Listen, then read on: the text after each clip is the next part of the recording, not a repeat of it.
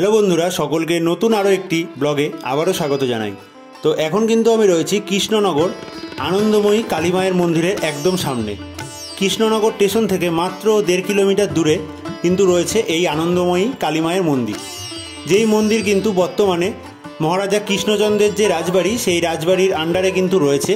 তো এই আনন্দময়ী মায়ের মন্দির কিন্তু আনুমানিক প্রায় 300 বছরের পুরনো এবং অতি প্রাচীন এবং জাগ্রত কিন্তু এই কালীমা রয়েছে।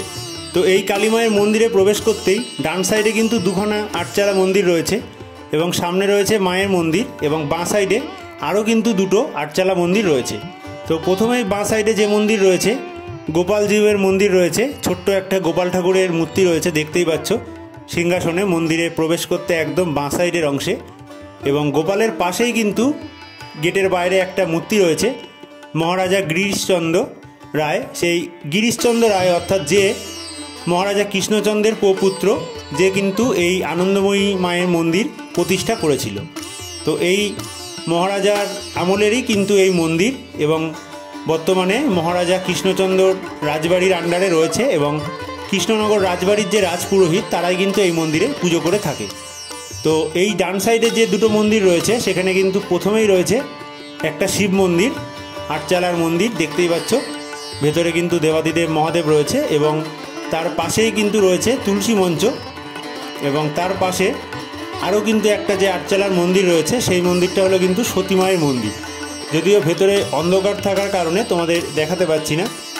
তো প্রথমে রয়েছে শিবের মন্দির, তারপরে রয়েছে সতী মায়ের মন্দির, এবং মাঝখানে রয়েছে আনন্দময়ী মায়ের মন্দির, এবং বাঁ সাইডে কিন্তু রয়েছে আরও একটা গোপালের মন্দির এবং আনন্দময় শিবের মন্দির। তো দেখতেই পাচ্ছ আনন্দময়ী মা লেখা রয়েছে, এবং এই মায়ের মন্দিরে কিন্তু বহু মানুষ পুজো দিতে আসে দূর দূরান্ত থেকে।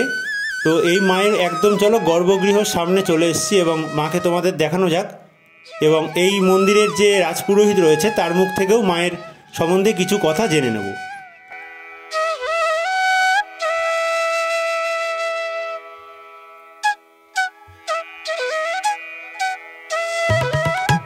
মন্দিরের বাঁ সাইডে একদম দোতলার অংশে ওপরে কিন্তু একটা রয়েছে আনন্দময় শিবের মন্দির, অর্থাৎ আনন্দময় শিব হলো মা আনন্দময়ী মায়ের ভৈরব।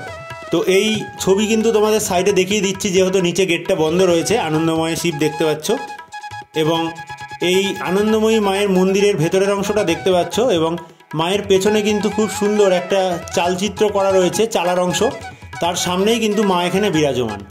তোমাদের ডান সাইডে দেখাচ্ছি আমাদের নবদ্বীপের ভবতারিণী মা। এই ভবতারিণী মা এবং আনন্দময়ী মা অনেকটা কিন্তু একই রকম শিবের ওপরে বাবু হয়ে বসে রয়েছেন। তো এই ঠাকুরমশাইয়ের মুখ থেকে চলো মায়ের সম্বন্ধে কিছু কথা শুনে নাও তোমরা। মানে মায়ের প্রত্যেক দিন কবার করে পুজো হয়? 3 বার। আচ্ছা, সকালে, দুপুরে আর রাতে? হ্যাঁ। আর মায়ের কি কি ভোগ হয়?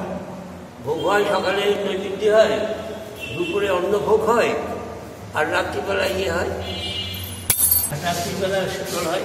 রাতের বেলা শীতল হয়। আচ্ছা আচ্ছা। আর দুপুরে অন্নে কি কি থাকে? দুপুরে অন্ন ভোগ হয়। মানে অন্নের সাথে কি কি থাকে? অন্নভোগে 2 রকম তরকারি, 3 রকম ভাজা, আর মাছ এনার স্বপ্ন দেওয়া যে আমাকে মাছ দেবে। আচ্ছা আচ্ছা। অন্য ঠাকুরের মাছ দেওয়া হয় না, মায়ের হয় ওটা। এটা স্বপ্ন দেওয়া আছে বলে এটাকে মাছ দেওয়া হয়। আচ্ছা আচ্ছা। আর অন্য ঠাকুরের মাছ দেয় না, নিরামিষ ভোগ হয়। আর পায়েস, এটা মানে রোজ হয়? এটা দুপুরবেলা, প্রত্যেক দিনই দুপুরবেলায় হয়? প্রত্যেক দিন দুপুরবেলা।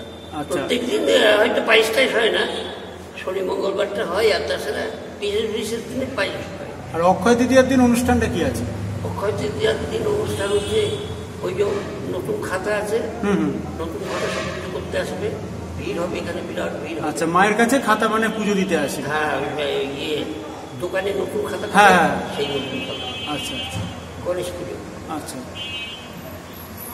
আর মায়ের এমনি মন্দির প্রতিষ্ঠা করেছিল কে, সেটা একটু বলতে পারবেন? মহারাজ গিরিশচন্দ্র। গিরিশচন্দ্র। আচ্ছা আচ্ছা, অনেক ধন্যবাদ। তো তোমরা কিন্তু শুনে নিলে ঠাকুরমশাইয়ের মুখ থেকে এই আনন্দময়ী মায়ের মন্দিরে কখন কি পুজো হয় এবং পুজোর টাইমিং সম্বন্ধে সমস্ত কিছু। তো এই মা কিন্তু স্বপ্নাদেশে মায়ের এখানে মাছভোগ হয়। তো দেখতেই পাচ্ছ মা আনন্দময়ী খুব সুন্দরভাবে কিন্তু সামনে সুসজ্জিত অলঙ্কারে এবং সামনে মাকে শাড়ি পরানো রয়েছে এবং 108টা যে মুন্ডমালা সে মুন্ডমালাও কিন্তু রয়েছে। তো মায়ের একদম নিচের অংশে কিন্তু এখানে ভৈরব রয়েছে শিব, এবং তার উপরে কিন্তু মা বাবু হয়ে চতুর্ভুজা মা এখানে বসে রয়েছে। ডান সাইডে রয়েছে গোহরাজ এবং মা মনসা, বাঁ সাইডে কিন্তু রয়েছে আরও একটা শিব। তো আজকের ভিডিওটা ভালো লাগলে অবশ্যই কিন্তু লাইক করে দিও। পরবর্তী আরও সুন্দর সুন্দর ভিডিওর জন্য চ্যানেলটাকে সাবস্ক্রাইব করে রাখো। সকলে ভালো থেকো, সুস্থ থেকো।